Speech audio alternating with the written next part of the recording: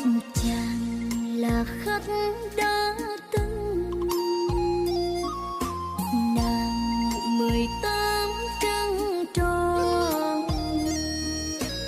qua tình yêu ngỡ vừa trao, mong ngày sau thắm duyên mà